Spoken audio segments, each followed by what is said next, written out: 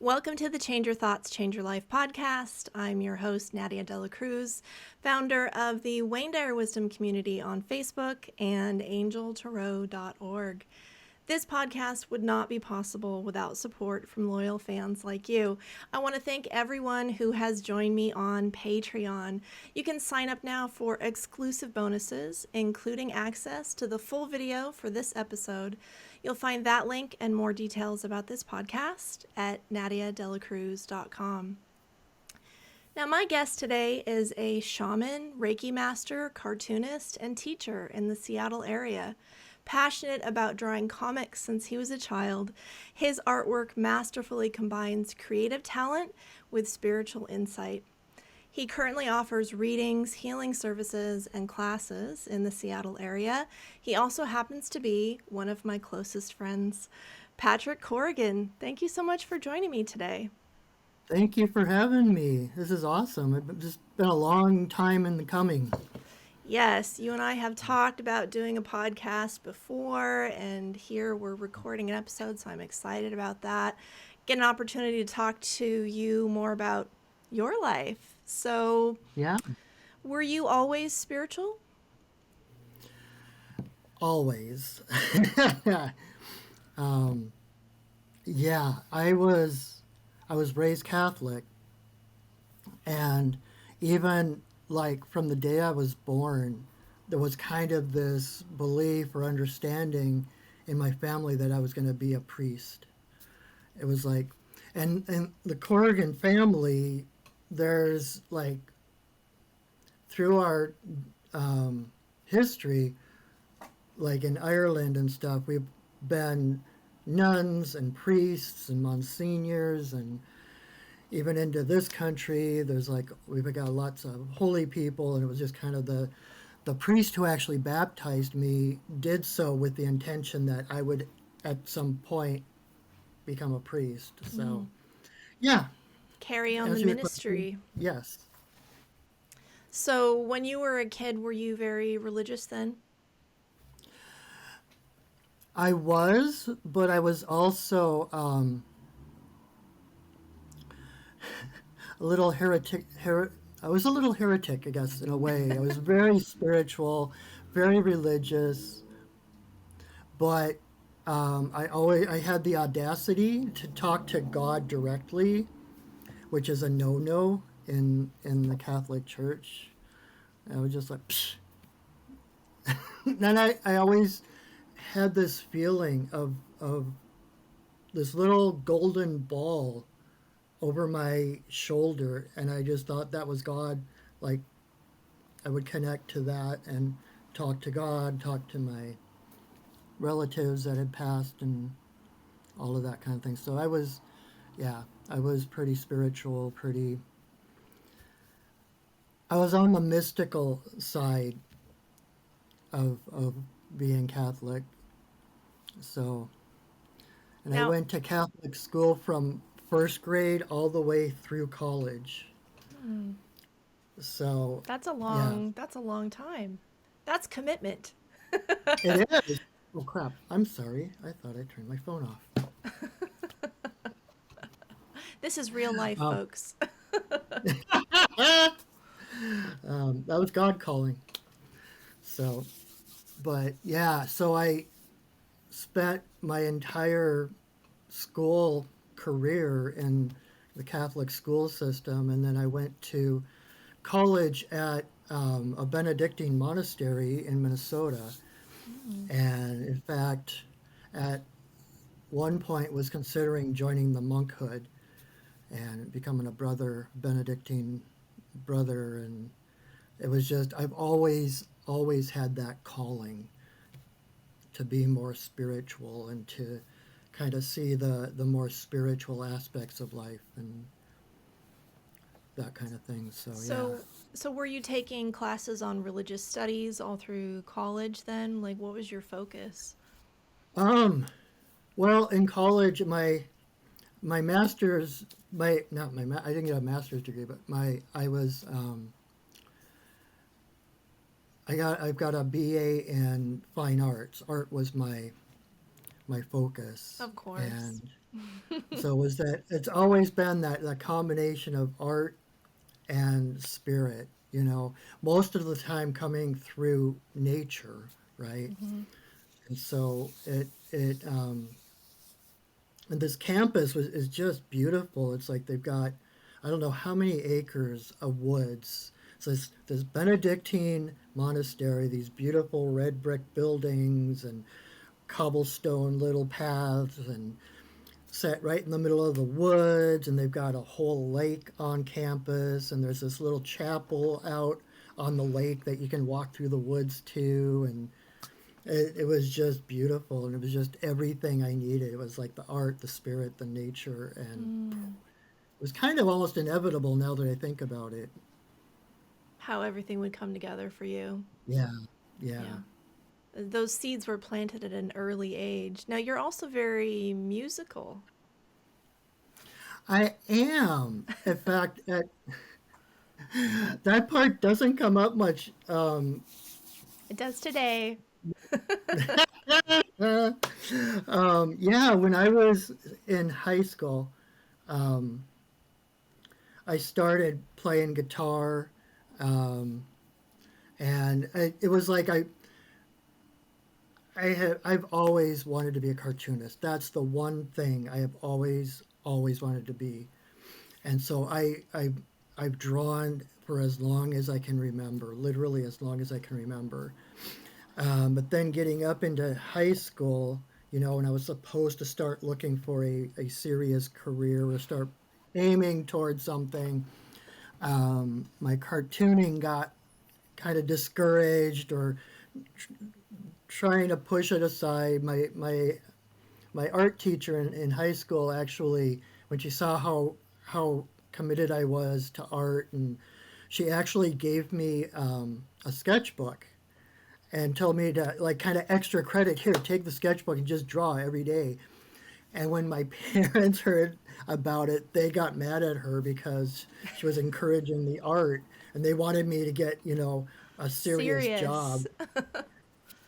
And so that art, the creative part kind of got sublimated into music, and Mm. I started playing guitar and writing songs, and my dream at that point was to move to Nashville and become a country singer. Hmm. And so I started writing country songs and playing guitar, and I appeared in a couple of different like talent shows and stuff like that. And then, interestingly, when I moved out here to Seattle, I was going to this group where that does channeling, and they did like a Sunday service, and I started doing the music for the Sunday services as well as for the channeling sessions. And the woman who channeled, she would tell me like the month before what the coming month's topic would be, but she wouldn't tell me exactly what was going to be said or anything because she didn't know, of course. Hmm. And so I would write a song based just on what she told me, the subject, and then we'd go to the channeling, and it was Jeshua that she channeled, and he would basically quote my song before I had a chance to sing it, and then I would sing it toward the end, and it always amazed me how it just fit together just perfectly. Hmm. So yeah, I've got some music. I'm kind of focusing more on my art at the moment, but the music is actually starting to come out a little bit more, and I've got I mean, music, singing is a big part of my shamanic practice. And I have songs that I sing before ceremony, during ceremony. I have some songs that were gifts from the spirits um, that I sing to myself, kind of like power songs that I'll sing to myself when I need a little boost or need to remember what's real and what's not, and that kind of thing. So yeah, music, creativity, art, it's all there. Yeah. It all comes together. And it's interesting how it goes all the way back to the very beginning. And you probably didn't realize it at the time or didn't see how everything was connecting. And then you look back and you're like, oh, wow, like I was doing that. I was interested in that. I was surrounded by that.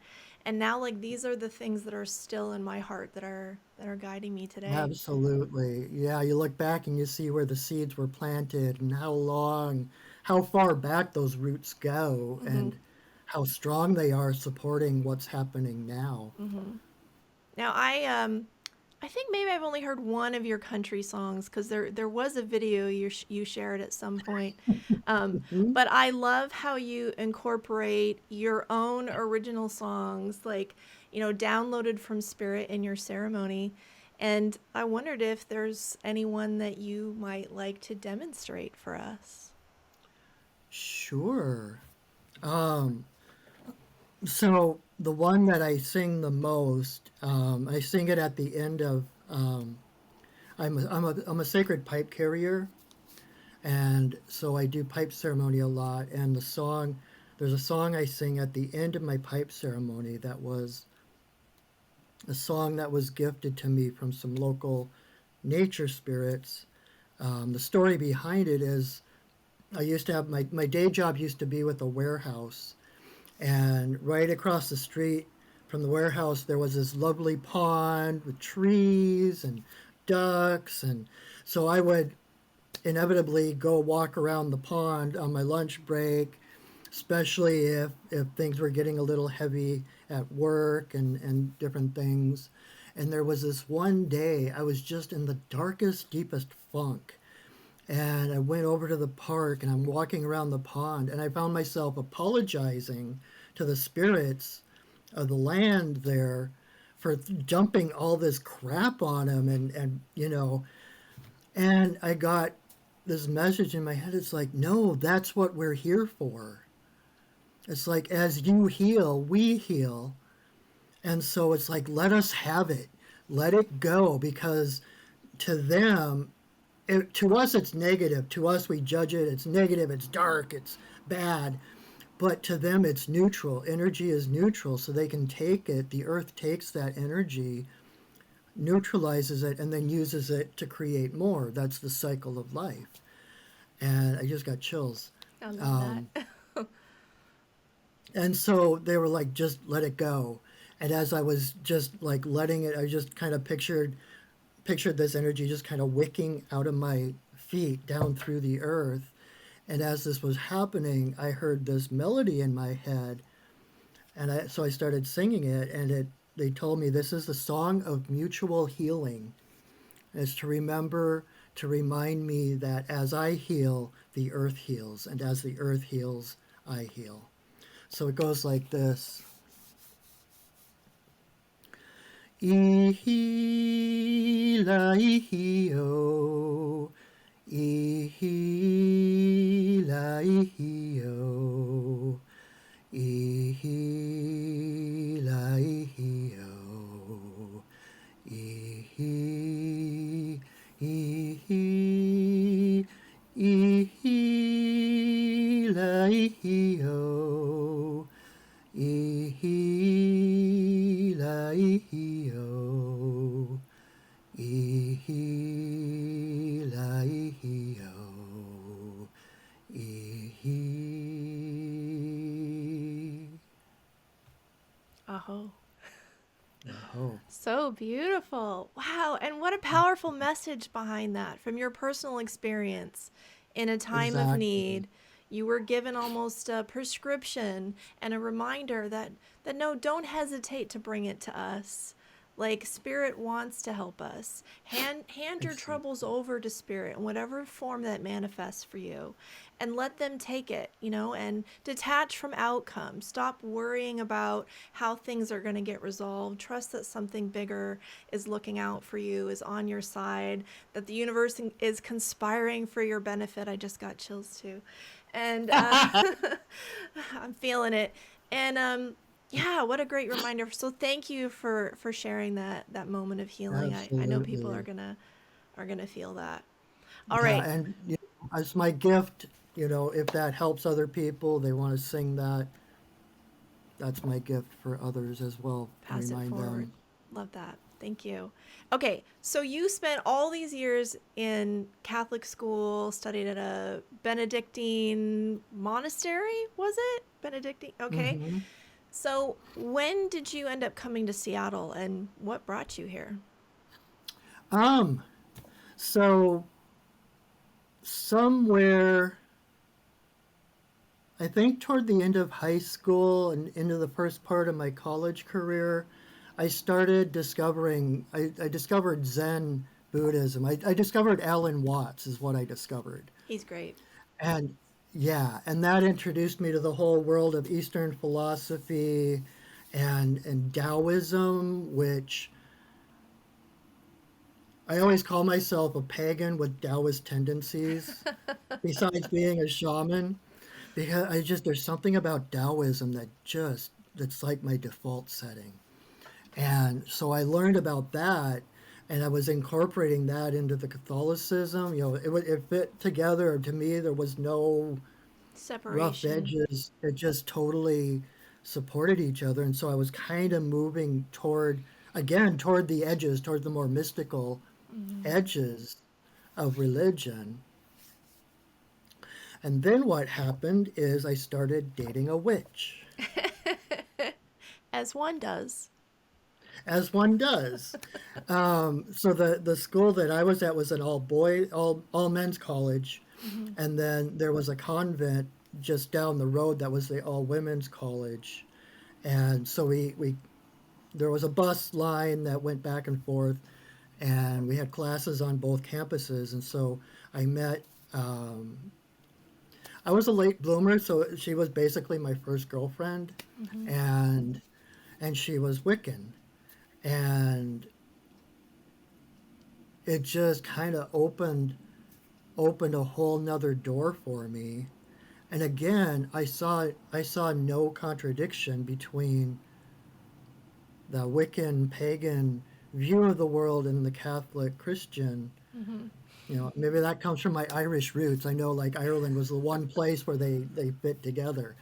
But it's like I remember one time she told me basically the creation story of like the Lord and the Lady, the God and the Goddess, and how that cycle goes. And I'm sitting here especially because I had these theology classes, so not just the story you hear in church. It was like more of a depth to the creation story, and I'm like, it was the same story, different genders, but same story. Yeah. And it just opened me up because I've never felt more comfortable than when I was camping, when I was Mm. out in the woods or sitting by the lake. It's like nature has been such a part of my spiritual growth. So here became paganism that helped to expand that so that God wasn't just up there someplace or in the church. It was like everything was goddess. And so that it was like the next step toward shamanism. So I got to know a lot more about witchcraft, Wicca, and paganism. And then when I was a couple of years ahead of her, so when she graduated, that's when we came out here to Seattle because there was a little bit of a weird feelings between my family and her, and we decided that we needed to kind of expand. We were shooting for Montana, where her parents lived at the time, You but then I overshot it. got I overshot, right? And part of the reason I overshot it was because my first couple of years out of college, I discovered Seth, the Seth books, and Ramtha. And I'm not familiar. Seth was a channeled entity by Jane Roberts back in the 70s. She was kind of like the first big channel, and there's a whole bunch of Seth books. Hmm. I still go back to those. Those are like my basic teaching. But then Ramtha actually is a channeled entity down in Yelm Mm. here in Washington, and I started reading his books, and it was just like mind blowing, and it made so much sense about creating your own reality and you know claiming back your power and how we're all gods, we're all powerful. and all of that kind of thing.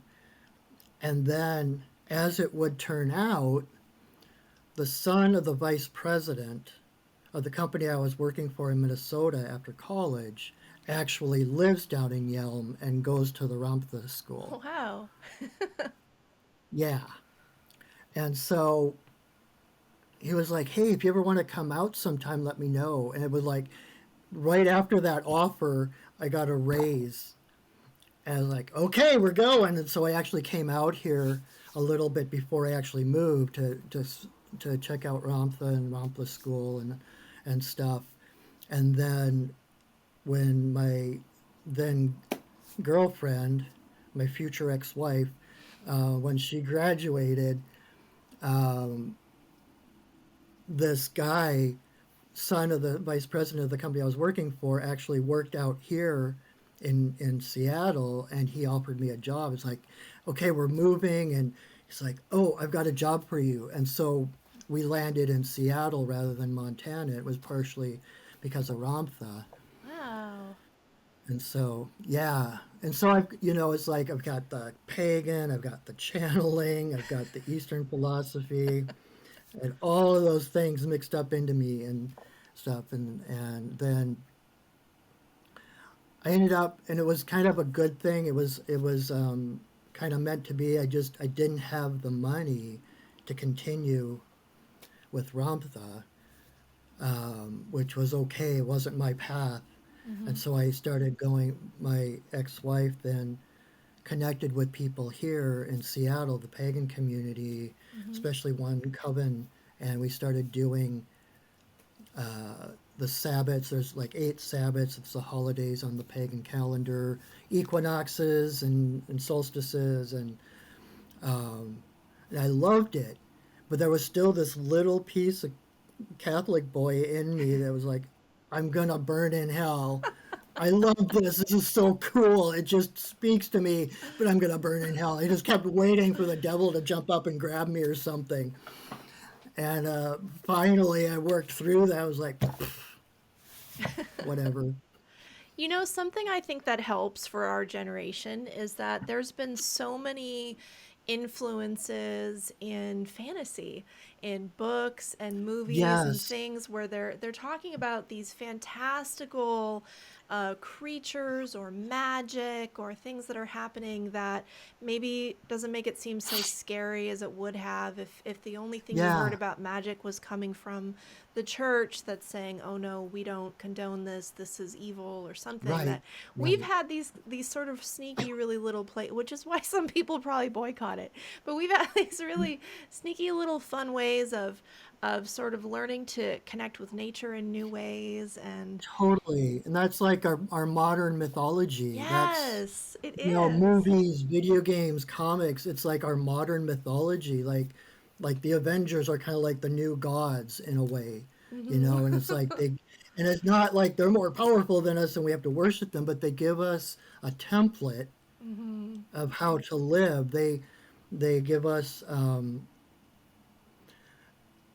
an excuse to show our own courage. Even the like what would Jesus do thing. It's like, Hmm. okay, in this situation, what would Jesus do? And then you do what Jesus would do. One of your heroes, like, okay, what would this hero do in this situation? Like, okay, if they can do it, I can do it. Hmm. You know, Yeah, I think it so inspired us, and I really totally, loved. and it gives you that excuse. It opens up the mind just a little bit to Yeah, entertain those just kind of enough things, to and be it's curious a little about it bit instead of afraid. exactly, Hmm. exactly. And And here it we makes it are. a little more safer for people like like they always complain when spiritual stuff becomes mainstream, Mm. but I think that's a good thing. And it's like, oh, you mean like Harry Potter, wizards and stuff, huh? It's like, sure, if that's the context you have, Yeah, we can talk Harry Potter. And it's about talking to people in their own metaphors and own yeah. mythologies. Yeah. So And then I think that our famous people, like Hollywood stars, are our new totally. royalty. So there's always been these sort of hierarchies and structures of like stories. Stories have been Hmm. so essential of teaching, um, life skills, and also, words of wisdom that were passed down through oral traditions for thousands of years. And stories are Totally. still so important. It's just the way that we deliver them looks different. I feel like we almost miss the significance of it. But I think that's part of it too, because it's kind of the way, like with poetry, for instance, how it kind of um, sneaks past the logical mind, Yeah. Hmm. You and like receive it so in the those heart stories, space. exactly. So those stories, they bypass the logical mind and go straight to the heart. Hmm. And I think that's part of their power and part of their purpose is to bypass that critical thinking so that we can actually accept it in our hearts. Yeah. It reaches us. It reaches a lot of people, and I love that. So Hmm. thank you for indulging me in that little side note. Okay, so Absolutely. you're in Catholic school, you're studying for years, and then you meet a witch who's also in Catholic school somehow. Like, where did she even get that influence from?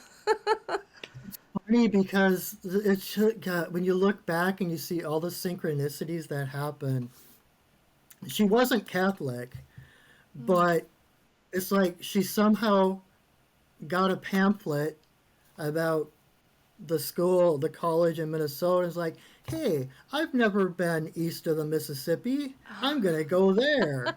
And then her mom was like, oh yeah, and I bet you're gonna meet a nice Catholic boy. And With a and the cool twist. thing was that yeah, and the cool thing was that this convent, it was like radical feminist nuns. They were like this close to being pagan, Wow. and she felt almost right at home. And in fact, her advisor, this nun who was her advisor, she was like, I need to tell her I'm a witch. I feel like I'm holding back. I feel like I'm not being honest with her. I need to let her know who I am. Now, So she set up this appointment. didn't she live in the And dorms or something there? So was she mhm, practicing in secret, just behind closed doors or something? she actually had her own room. Somehow she lucked out and always had her own room. Hmm. So she could do that kind of thing. And again, there were woods around there, so Right. she could go into the woods. But she went up to this nun who was her advisor. It's like, I have something to tell you, and I don't know how to tell you. It's like, I'm a witch.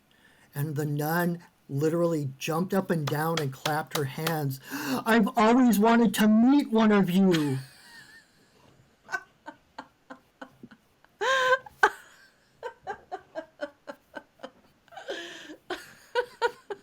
So she felt right at home. It was like, yeah.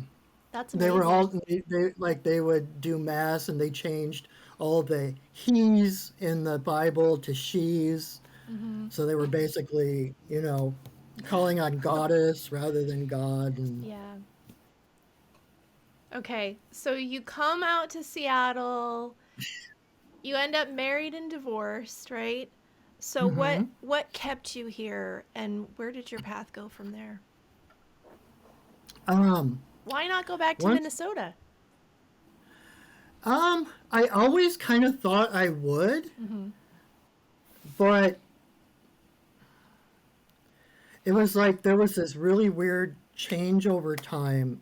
And I remember usually like I'd go back to visit my family and everything, and the plane would land in Minnesota and I'd be like, oh, I'm home. And there was a specific trip where the plane set down in Seattle and I'm like, I'm home. And I think it has to do, I don't think I can live anywhere without mountains Mm. and the ocean, the sound. I love Minnesota and the natural beauty. And we spent like every weekend at Lake Superior when I was a kid. And I love the nature there. Hmm. But there's this lushness and richness to the natural world out here that I just can't find back there. Hmm. And Mount Rainier, Mount Tahoma, pardon me. Hmm. Um,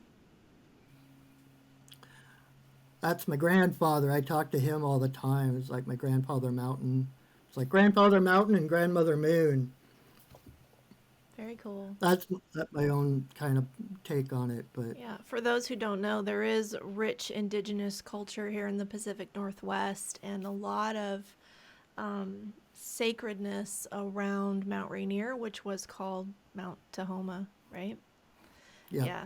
So I think most of us, even living here, I mean, I was born and raised in Seattle, and I think we don't really know the history. It's just somewhere to go on the weekend and go drive right, up Mount right. Rainier and go for a hike and check out, which is amazing. It's beautiful, but it Oh, it yeah, is a wonderful part of the world. It's one of the reasons why I've stayed, and it's so green here, and yes. I just love forests. So my sister, also born and raised here, right?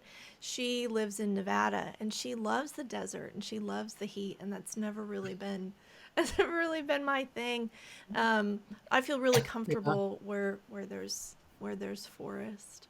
we need the green, that lush, Mm-hmm. dark green. Yeah, I Yeah, can't do deserts either. yeah. So you had been following different channelers, you had exposure to Wicca, you had an interest in Alan Watts and Taoism with a Catholic background. How did you get to shamanism? Funny story. After we had moved out here, I just happened one day to pick up this book, Way of the Shaman by Michael Harner. Mm-hmm. And I'm reading this and I'm just starting to shake as I'm reading it, and I'm just like, "Oh my god." It was like, this is how I see the world. This is what it was. It was like coming home. Mm-hmm. It was like all those other things were steps in the right direction, and this was like, Bullseye. I'm home. Exactly. And it was like one of those things, looking back, realize that's always been who I was, Mm-hmm. you know. I even, at one point, my mom had decided she was going to join Facebook, and she asked, like, would that be okay? And I didn't know how to answer her because on Facebook I was totally myself, and I was shamanic and spiritual and vegan and all of these things. And so I wrote a 7-page handwritten letter telling my mom exactly who I was, that I'm a shaman. This is what I Oh, you do. had a This is what I spiritual coming do. out to your mother. I did. Wow. And I mailed it, and then I started to freak the heck out. Oh my God. Oh my God. Is she going to disown me? What's she going to think? And like a week later or something, I got a handwritten letter back, and she was like, but this is who you've always been.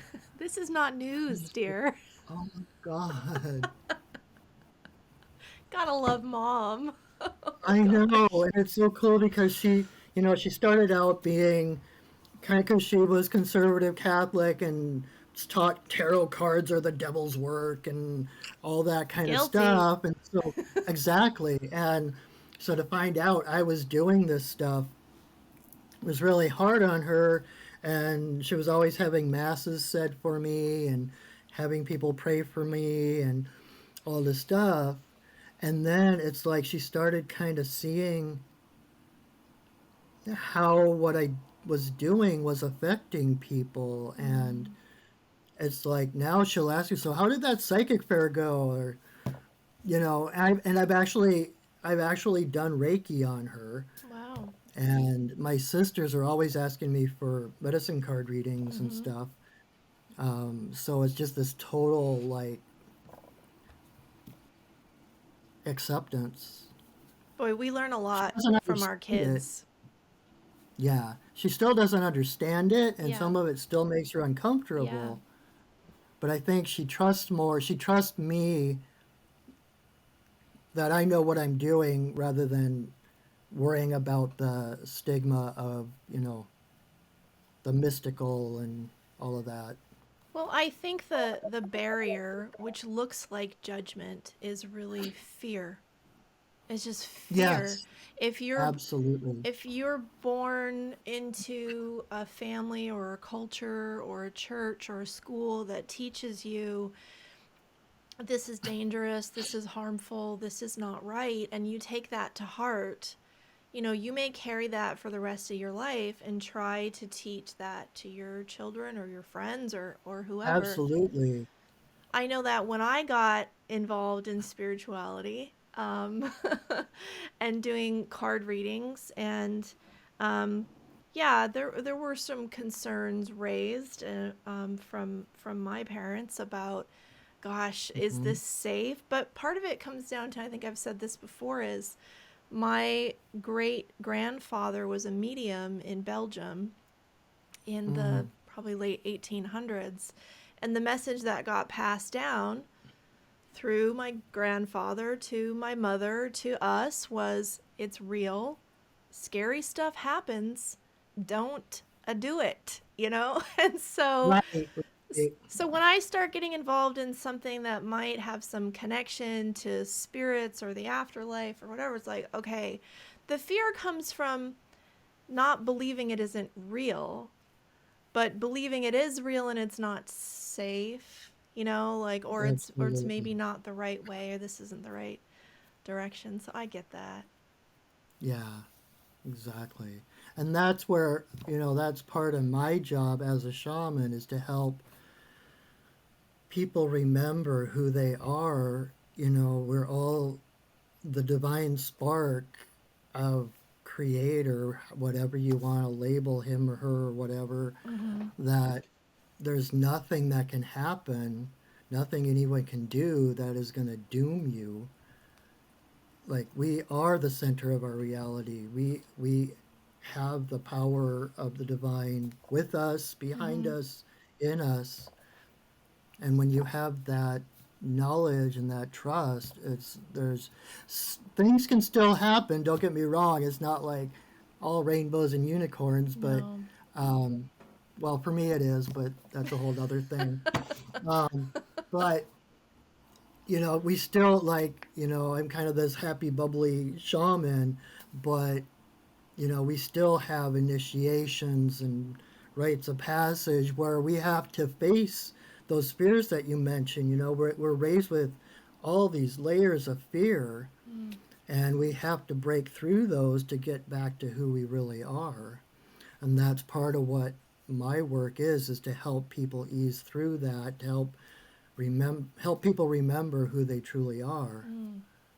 Because that's where your power is. Exactly. Mm.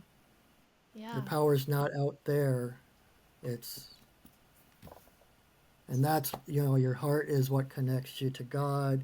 It's what connects you to every human on the planet, Yeah. every living being. I That's where think the power lives. key for me was, I don't know if I ever really bought into it, because I don't think I did. I don't think I ever really believed in hell. It just didn't make a lot of sense to me. I've never seen God as a judgmental man who's going to get offended by things and get angry, because my experience through prayer was always one of love and compassion and companionship and understanding Absolutely. and support. And so I think what I felt inside maybe went beyond anything else that I was taught, because I went to Catholic school too. And but if you don't buy into the be good, follow the rules, and you go into heaven, be bad and you go to hell. Oh, so I talked about this with Andrew, who's our mutual friend, Andrew Thiessen. Hmm. Came on to Hmm. share his NDE, and we gave a shout out to you. So here you are. So I excited did. Thank you so to much. I have heard this that. conversation. Yeah, he was talking about that too, because he had somewhat similar background. And if you don't believe in heaven and hell, it frees you, Hmm. because then you can explore and experiment and kind of make sense of things for yourself. And the other thing for me is removing the middleman, that you can have a direct Yes, experience of the divine without needing to run it through your priest or your pastor or your bishop or absolutely. whoever it is, that you can receive guidance and experience. I think maybe I I also learned that through Taoism, Mm-hmm. that it comes from within, and it's something that Yeah. we're all connected to. And so I don't have to go through anybody to see if what I'm getting is Well, and right. that's a big part of shamanism. Mm-hmm. It's a practice of direct revelation. Mm-hmm. You're getting your information straight from the spirit, straight from God, whatever, and so you're not relying on anyone else, and Mm-hmm. it's an empowering thing because you build this trust over the years with your spirit guides, with spirit, learning to trust your own intuition so that you become inner directed. You know, your compass is in here, not out there. Mm-hmm. And it, I mean, that's a big part of shamanism is that connection. And that's why I love teaching it, because it's like when people start realizing that they can talk to their own spirit guides and they can get direction. They can actually, like, it's so funny because I'll teach people will be in my shaman classes, and then they'll, like, a challenge will come up, and I'm like, well, why don't you journey to your spirit guides about it? And they're like, oh yeah. It's like helping to connect the dots. It's like there's a reason for this. This isn't just something off, Yeah. on the side Yeah. of life. It's like this is to help you engage with life. Same with And tarot, really. And it's funny because yeah, somebody had to remind me of the same thing. I got to a point where like I wasn't sure about what to do and someone was like, "Well, did you pull cards on that?" I'm like, "No. Why didn't I I do it a lot more often now." But yeah, it is yeah, this method or this tool of connecting to divine guidance. exactly. So Yeah, what is the difference between shamanism and paganism? that's a really good question. Um, I I don't know that I don't have the definitive answer to that, Mhm. but from my own experience, um, and I hope people take this with a grain of salt. As far, I don't want to offend anybody that's pagan or anything, but to me, shamanism goes deeper than paganism Mhm. does. It's like, you're pagan and you're still talking to the spirits. You're invoking the deities, you're invoking the elements, but there's still this element of separation. Mm. Does that make sense? And shamanism is about becoming them. It's like you want to talk to the elements, you want to know something, you merge with the elements, or you merge with your spirit guides, Mhm. and you look at the world through their eyes. It's again direct revelation. It's experiential. It's not just words. Mhm. And I think a lot of paganism, not everything. It's a spectrum, right? Like Mhm. everything else. And there's a real thin line between. I mean, there's so many pagans that are shamanic and Mhm. shamans that are pagan. I mean, it's kind of Yeah, there's a lot of overlap. um, to, 6 of one, half a dozen of the other. But with shamanism, it really is about experiential. It feels like a lot of paganism. I think what I have noticed in my experience is a lot of people leave Christianity Mhm. for like a paganism to like a more nature-based earth religion, Mhm. but it's kind of like basically trading one dogma for another. Mhm. And when you get caught up in the rules and it's got to be done this way and you have to have this tool and Yeah. that tool, or you're not truly a pagan or whatever. I think that's where it can be problematic, and that's where shamanism, it's you and the spirits. there's Mhm. there's and we still, like I said, I'm a pipe carrier. I still do pipe ceremony. That's Mhm. a useful tool for me to connect, but it's not necessary. Mhm. you know Again, we're the ultimate power in our lives. We're the ultimate connection to creator. There is no need for anything in between, whether it's tools or other people or Right. whatever. Yeah. So, Well, Ram yeah, Dass talked about that too, about you use a tool until you no longer need it, that it's actually just a way to sort of attune to it. And exactly. the way you talk about merging with the elements or merging with spirit, it doesn't get more direct than that. So I get what you're saying. Exactly.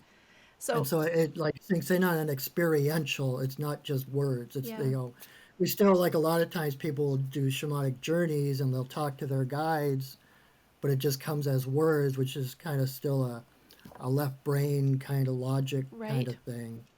We're very conditioned that way. I mean, we worship the intellect. Absolutely. Yeah. Yeah, it's hard to break free of that. And I think we get into a lot of trouble swirling around in our thoughts. That's one of the most common pieces of advice I give is move out of your head space and into your heart space. And that frees things to get moving and transform and flow through instead of getting stuck, and open Exactly. yourself Because to the mind divides, the mind separates. That's the mind's categorizes, job. judges. That's the Yeah. mind's job. That's, to help us facilitate, navigate through this world. Mm-hmm. It's necessary, but the heart includes everything. The heart is Mm-hmm. big enough to hold everything. The mind divides it, and so we have to Yeah. come back to that The heart can hold wholeness. it all. So, Exactly. this question about paganism, it's interesting because I was doing a little bit of research about shamanism before we came together because I knew I wanted to talk to you more about it, and it can be difficult to put some of these things into words. And Yeah. so my background with paganism is that when I started diving deeper into spirituality, and the first time I heard the term pagan used in a long time, I realized prior to that I only heard it used as a slander, right? Oh, Yeah. what are you, a pagan? That's a pagan, right?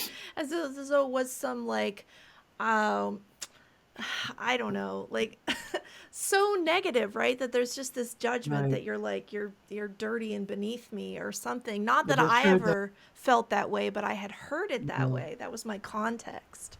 This reminded me of there was an episode of Simpsons when Ned Flanders was chasing Homer. They were like, their family was chasing the Simpsons in the cars, and the little kid's like, "Daddy, hurry! The heathens are getting away!" Heathens, right? Yeah. Okay. So, so I looked it up.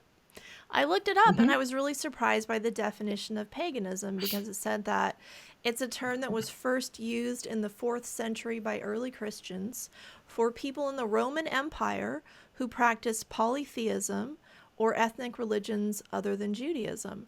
So basically, it started as a term by the Christians in the Roman Empire that you were the outsiders, you weren't part of the main religion. So that includes a lot Right. of different things, but I had taken it to mean in today's context as earth based spirituality, which I am very passionate about. That's what I feel most drawn to. And Hmm. then when I think of shamanism, I'm like, oh, well, that's definitely earth based spirituality. So then I started Totally. going like, there's obviously an overlap here, but I loved your description of that merging. And the other thing that came to me was just the history behind shamanism, that it goes back to indigenous cultures from around the world. Around the world. Mm-hmm.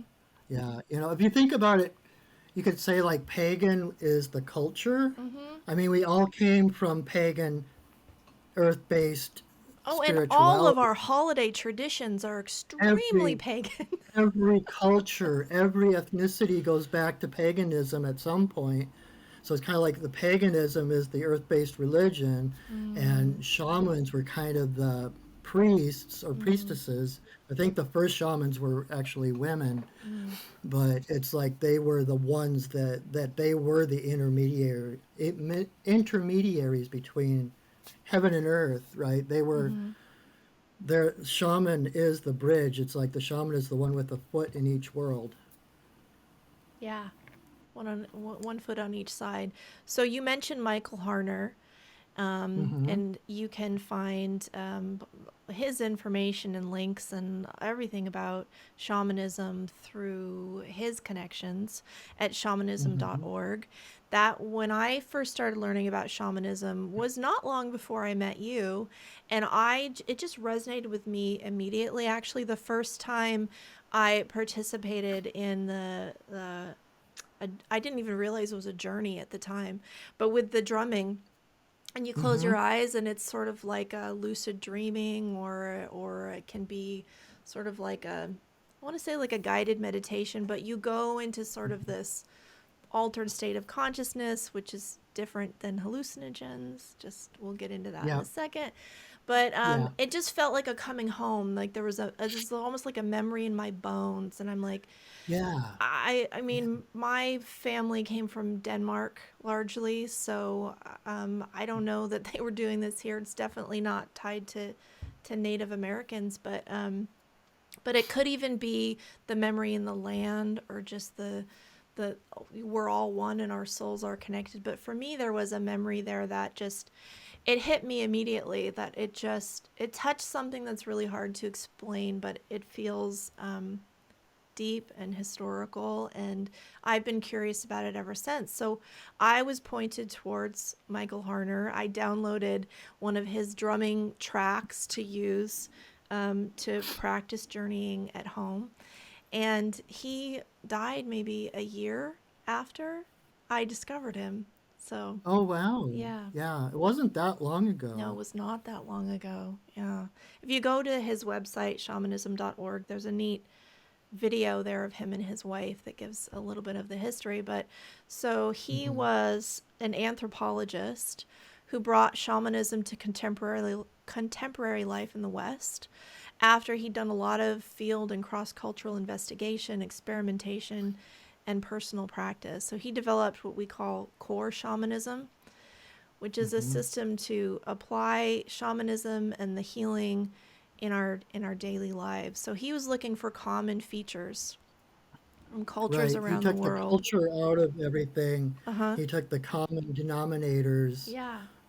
of shamanism around the world Mhm. and took them down to the core, which is so cool because when you teach that, it's like you're giving people the basics, Mhm.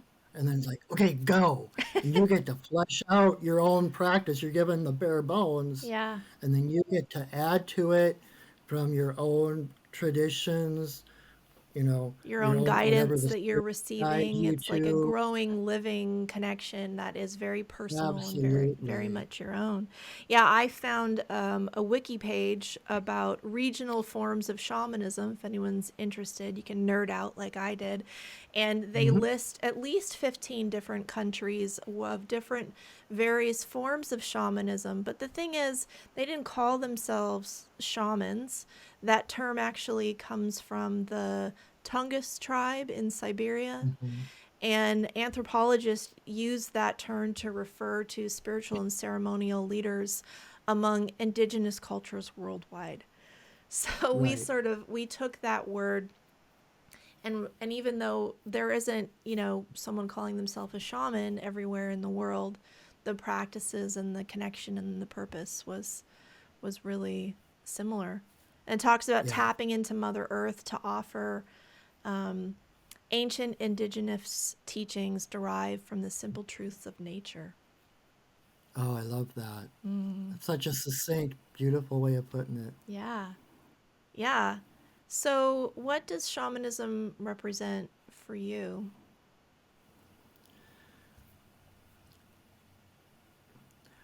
That's a hard question because it kind of envelops everything I do. So I can't like step outside of it and say, well, what does it symbolize or mean? But it's just Is it a way of looking at the world? it is. It's a way of not just looking at the world, but relating to the world. Mm-hmm. And it all comes down to love. It all comes down to connection. It's like what you said earlier about the universe conspiring on our behalf toward our well-being. It's Mm-hmm. like That's the heart of it. It's recognizing the connections, recognizing that love is the only force in the universe, and that there is fear, but that's like an absence of love. It's not like good versus evil where it's two equal forces banging heads against each other. It's love is all there is. Fear is a perceived absence of that love. Yeah. And so, what all that needs to happen for healing is to remember the love. Mm-hmm. And so, it's like that's my job is like when other people can't, is to see through the illusions of fear and to see the love that's there, to see the connections and to help people to see again their own connection to the world, the universe, the divine. You know, that's probably my biggest job as part of being an artist and a shaman.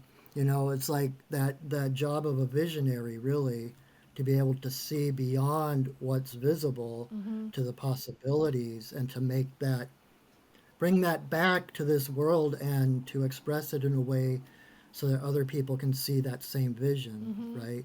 Because where consciousness goes, Energy energy flows. flows.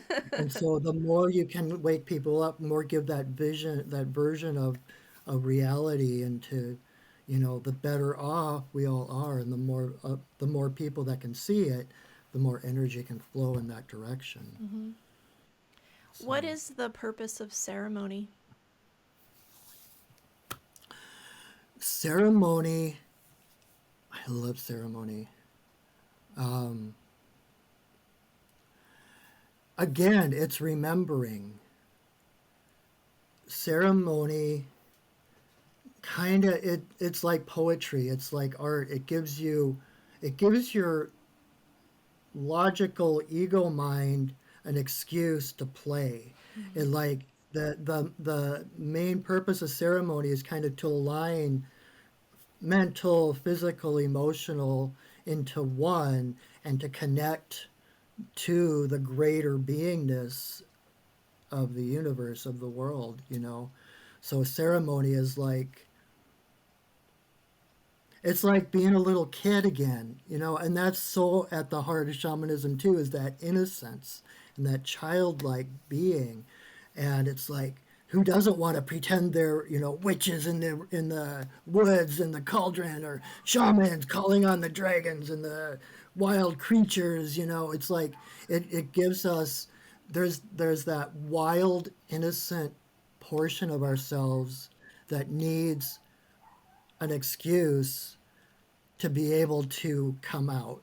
You Mm-hmm. know, we don't get that in our daily life. There's no, I mean, you stand up on a park bench and start howling, people are going to look at you, the police are going to come and haul you away.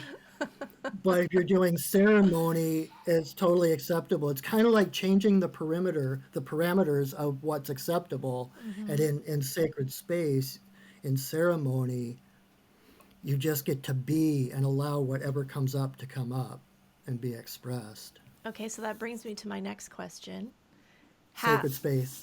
how do you cultivate sacred space? How do you cultivate sacred space? How do I cultivate? Um, I like every day when I go into my office, I drum. I use the drum to call in the elements and the spirits and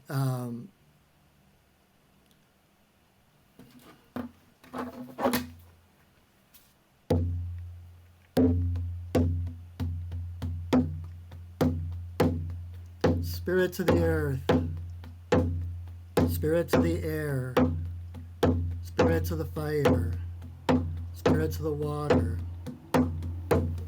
spirits of the upper world, spirits of the lower world, compassionate spirits of the middle world, the Fae, spirits of the land, the ancestors of the land. Thank you for your presence. Thank you for blessing us with your love and your light.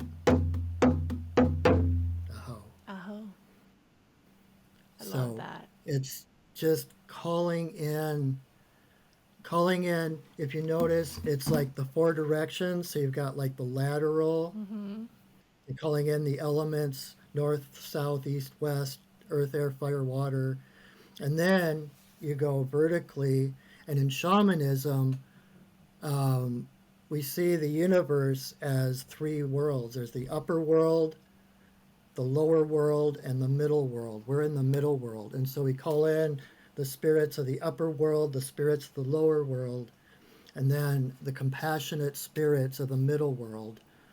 To hold space is basically creating an energetic container within which we can do the magic or connecting, because basically you're setting up this higher frequency energy belt around you. The spirits are holding space for you at a higher frequency, so nothing of a lower frequency can come in. So we can let go of our own stuff. We can open up whatever shields, whatever armor we have, because the only way to connect to spirit is open, Yeah. right? And so it's not to keep everything out, all Right. these evil spirits that are trying to get to us. It's to create. I always liken it to like cooking a meal, and you put ingredients into a pot, and you put on the lid, and you put it on the heat, and you create an artificial environment where alchemical things can take place, where things can mix and become something they're not, become something that they won't become just sitting on the counter. So when we create sacred space for ceremony, we're setting up that container within which things can happen that don't just happen in the outside world. Does that make sense? Yeah, definitely. And I think raising our vibration, raising our frequency is key to being able to heal, to connect, to receive guidance. When I studied angels with Kyle Gray, he has a book called Raise Your Vibration. It's a great book. But there's this sense of needing to raise yourself up to vibrate on this higher frequency, and then you get closer to like all of your spirit helpers, your guides, your angels, and your ancestors, as I like to refer it, right? Yeah, It's yeah. easier for them to reach you. And whenever I watch mediums work, they do that too. They're like, okay, I need to rise up, and then I get these little symbols and signs and things, and they're hmm interpreting the messages. But we kind of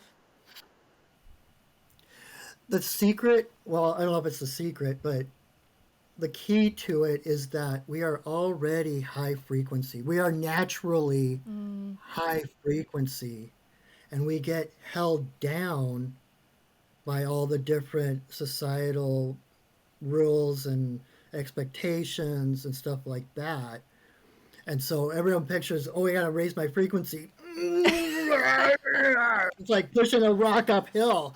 It's like, no, that lowers your frequency. yeah, It's surrendering into who you already are, which is why you create that sacred space, and then you can yeah, drop your shields. right. That's how you raise your It's an frequency, is by expansion, opening the not a heart. contraction. Yeah, Absolutely. yeah. And that's what you raise your frequency so that you're closer to those you're connecting with. So, All right, here's another good question for you. okay. What is the role of ayahuasca? Now, anybody who first hears about shamanism probably hears about ayahuasca, or there's this big buzz about, you know, using psychoactive substances. Is it necessary? What's your take on it? It's not necessary. I've never done ayahuasca. I've never done any of the hallucinogens. I've never even smoked marijuana, if you will believe that. People are like, no way, you're a hippie. Look at your long hair and everything. I'm like, no, seriously. The only thing I have ever really smoked is my pipe, Mm-hmm. and that's just tobacco. And I think there's a reason for that. I think my path has kind of guided me around those things to be that example, to be a role model that those things aren't necessary. Everything that you can get with ayahuasca and plant medicine and different things, you again, it's the tools. It's Mm-hmm. believing that, oh, we need something to get us there. And and to in all honesty, there's nothing wrong with plant medicine. I have nothing against it. I have friends who have done. God, I had a friend that went to Peru, Mm-hmm. and spent like 4 months with a shaman in the jungles, and they did ayahuasca every single day. And she Wow. had the For most months? amazing, Whew. yes. And so she had some of the most amazing experiences and stories and stuff. Hmm. But I think, like in our Western society, we're looking for that magic pill, Yeah. that magic ingredient to get us there. And they hear about ayahuasca, and like, The that's it. medicine. And so, and it is helpful. Hmm. Um, it can help. There's a really good movie. I think it's still on Netflix called The Last Shaman. Hmm. It's about this guy who was depressed for years or something, and he gave himself 1 year to come up with a reason to live. Hmm. And he ended up going to Peru, and he did ayahuasca, and that it opened him up. Hmm. So I mean, there's no good or bad. Right. There's a place for everything, and if someone is drawn to that, I fully encourage them to explore it. Hmm. But just with that stipulation that it's not necessary. If you're drawn to it, if the plant spirit is calling you, Hmm. absolutely follow that. Hmm. And your journey, that can be your path, and you need to experience that. Hmm. Because there's things that you will learn through the different plant spirits, the plant medicine, that you might need to know. But ultimately, you don't need any of that. It's like the drum. So, my way of shamanism is just using the drum or the rattle, that repetitive sound. And that sound basically entrains your brain waves to a theta level, and that's where you connect into the spirit world. That's where you can journey. You do the shamanic journey. Hmm. And that is universal. It's like that repetitive sound. Even like the Sami people, when the Russians took them over, um, they outlawed the drums. They killed all the shamans, and so they actually created what they call yoiking. It's a special way of singing that does the repetitive sounds and entrains the brain and helps them to journey. Yeah. And so it's that repetitive beat, and it comes from the original drum, right? Right. And it trains us back to the earth, back to nature. And a lot of cultures call the drum the wind horse.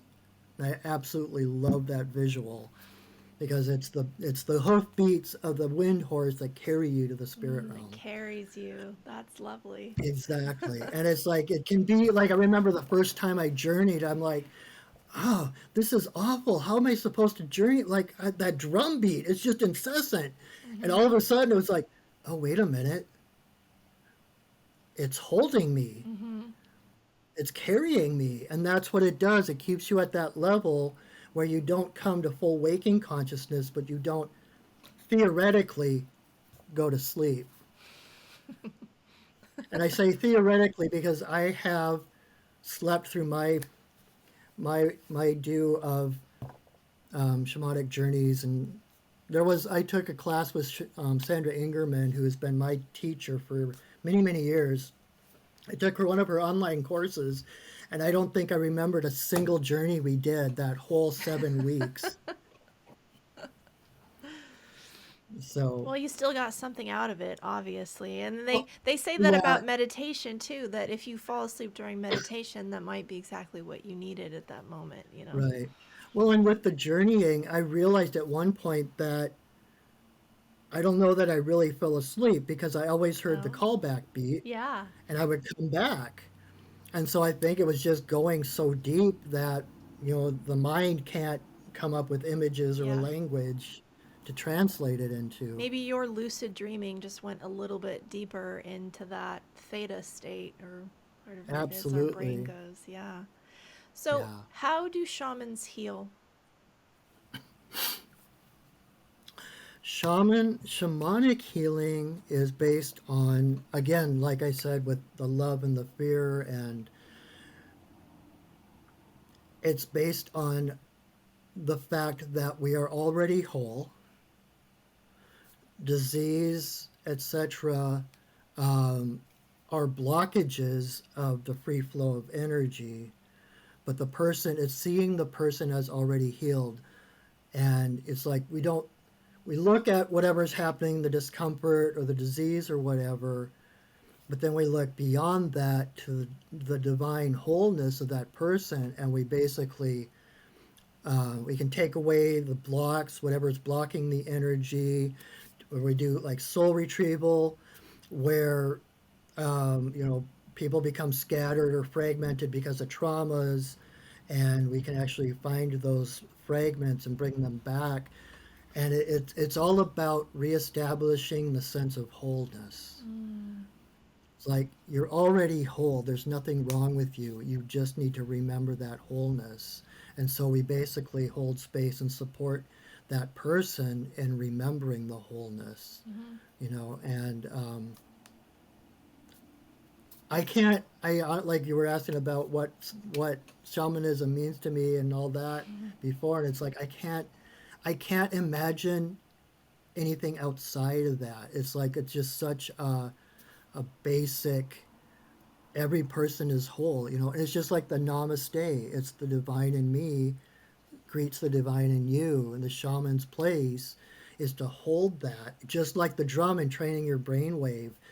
When we look, we the shaman connects into their own power, call in their power animals and spirit guides to help boost their power, and ultimately heal the person in front of them through that entrainment by being the light, that divine love. It wakes up that divine love in that person. Mm-hmm.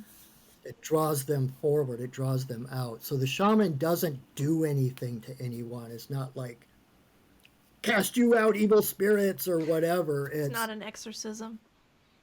no, and there are like depossessions. They call them compassionate depossessions because there are times when consciousnesses get connected, you know, to attach to living people and such. But they need the healing. That consciousness needs a healing as much as the client does, and so it's about helping that spirit pass over all the way and freeing up the client to be their whole self again. Mm-hmm. So Mm-hmm. it's all Return. about wholeness. Yeah.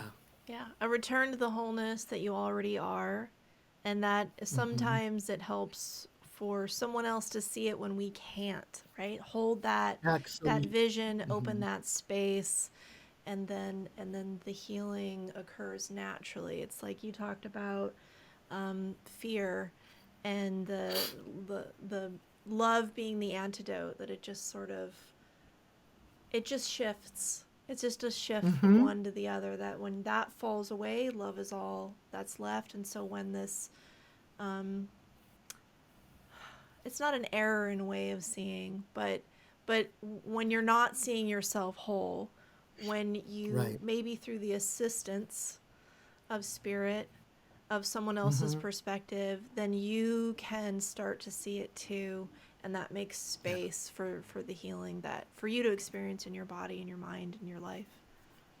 Absolutely. So, for anyone who's looking for guidance or healing, what kind of services do you offer?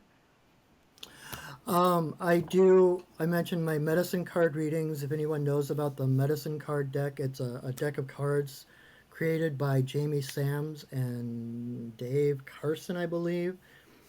Jamie Sams was associated with a number of different tribes. She was indigenous, and she created this deck. Every card has a different animal on it, and so it's similar to like a tarot reading, but it's by which animals show up tells you what's going on. Each animal has a different symbology, different medicine energy, and so I do medicine card readings, um, which is kind of like the basic of what I do. Like some people aren't ready for the big stuff The full yet. shaman. Right, and right, exactly. And so it's like, okay, we'll do a card reading. And then I also do, like you mentioned, I'm a Reiki master. Mm-hmm. I do Reiki, but kind of a shamanic Reiki. I work in the different like extracting those pieces of energy that don't belong in someone's field. Mm-hmm. And then I do soul retrieval, which I kind of explained. So different shamanic healings and fairy doctoring, which is similar to soul retrieval. I don't know if we have time to go into that, but that's a whole nother So can thing. you, But I mean, maybe just give us a short recap on soul retrieval and fairy doctoring, because I think those are things that people will have questions about. yeah, and like soul retrieval, I think if more people knew it was available, Mm-hmm. that more people would seek it out. It's one of those things that we just don't think about, and it's not even part of our culture. Oh, for But sure. so where soul retrieval comes in, it's like every time we experience a trauma, and it can be like an accident, a divorce, an abusive relationship, or something. Part of our psyche goes off to protect itself. It's like going into shock or dissociation. And in a perfect world, those parts find their way back. Mm-hmm. But because of our world now, especially with being traumatized and re traumatized on a daily basis by what's going on, there's no room for those parts to find their own way back sometimes. And so in soul retrieval, a shaman can go. I've got a salmon spirit guide that helps me go find people's soul parts and then bring them back. And I actually blow them in. The breath is very important to shamanism, and blow those parts back into a person's heart chakra and crown chakra to make them feel whole. And the fairy doctoring comes in where sometimes when those parts leave because of a trauma, the fae, the hidden folk, whatever you want to call them, their job is to balance the energies between our world and the invisible world. And so, especially someone who's creative and that kind of thing, they might take one of those soul parts into the fairy realm. And rather than like in soul retrieval, the part out there, when you bring it back, it's the same age it was when it left. And so it has to integrate back into the person, be brought back up to speed. When the Fae take that soul part, they actually nurture it, nourish it, and raise it so that it Mm-hmm. stays concurrent to the age of the person. Uh, there's still some integration when you bring that fairy magic and stuff into a person, but um, so there's a way of I've got like a fairy liaison that if I'm not finding a soul part out here someplace, I'll go and check with her and see. It's like, do you have a soul part here for this person? And she'll go get it. And the thing with the fairy doctoring, because their job is to balance those energies, like I said, Mm-hmm.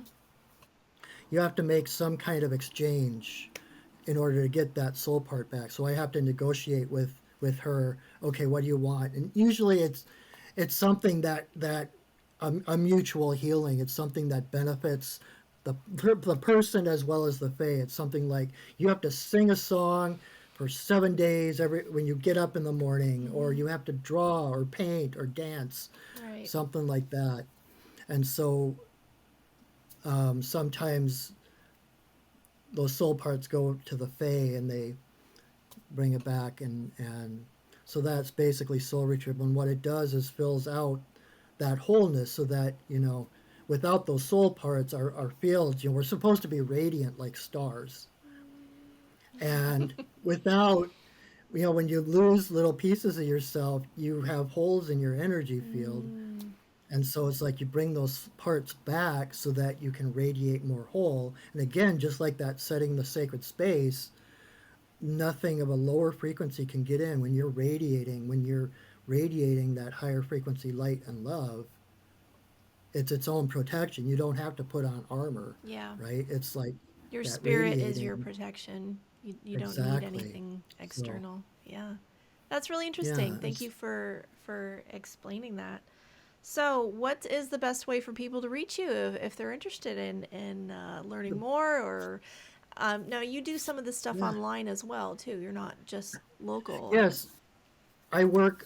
Yeah, I can do readings. I can do long distance healings. In fact, I just did a soul retrieval for a woman in Hawaii a couple of Mm, weeks ago, and just an amazing. I feel like I've got the best job in the world. I get to watch these people heal, and I get to see this excitement, and I hear people's stories and everything. So Mm-hmm. yeah, I can do it over Zoom. There's no, because like that, like I just said, I set sacred space. Mm-hmm. Space and time are an illusion. So I can set space around us, whether we're here or on the other side of the planet, Yeah. and distance is not a factor. So we can do long distance healings, long distance readings, or local. I'm here in Renton, Washington. Got a little office in downtown Renton. And the best way to reach me is probably through my website, and that is perchingwolfstudios.net. So the name of my business is Perching Wolf Mm-hmm. Studios. Yep, and you've got a Facebook page too where you've been Yes, doing yes. weekly pipe ceremonies and medicine card readings for, gosh, like you've been doing that weekly for almost 2 years now, haven't you? Yeah, a little over 2 years, pretty much since the beginning of the pandemic. Yeah. It felt like as a shaman, as a pipe carrier, it was my job to help maintain that higher frequency to Mm-hmm. bring, as everything else falling apart, bring more love and light into the world. So, and I'm still doing every Monday night, I do a miniature medicine card reading on my Facebook page. And every Wednesday night, I do a sacred pipe ceremony. Mm-hmm. So if anyone's interested, they can check out my Facebook page, and all the event info is there. Mm-hmm. And then I've also got a YouTube channel, Perching Wolf Studios YouTube channel, where I always upload those videos. So I've got like Great. 2 years worth of the Monday medicine card readings and the sacred pipe ceremonies, along with some other kind of cool stuff. So And you don't have to dig through Facebook. You can go to YouTube and find all the videos, right? but check out Perching Wolf Studios on Facebook and like my page Yeah. and all of that. Well, I love So everything that you do, and I so enjoy participating in ceremony. I feel like it was an extra treat that not only did we get a healing song from you today, but you called in Sacred Space, and I wasn't going to ask you to do that, but I was thinking about it because I love the way you do that. And I always feel the change. I feel the change in the energy. It's like something about this space changes and it just feels really good. So thank you for that. Really enjoyed this time with my friendly neighborhood shaman, Patrick Corrigan, and getting to yeah, learn more about your history, some things that we hadn't talked about before. So yeah, yeah. yeah. And It was awesome. one day, you and I may do a podcast together. So Yes, when the the timing shaman is and the right. sword. Yes, absolutely. Thank you so much. It was such a pleasure. I feel like we could have talked for hours longer. I know we could have easily, but Oh, well, I'll just have to have you back because there's 100 things we could talk about, I'm sure. And I I always know. enjoy our conversation. So thanks Me for coming too. on. Thanks for spending this time with me.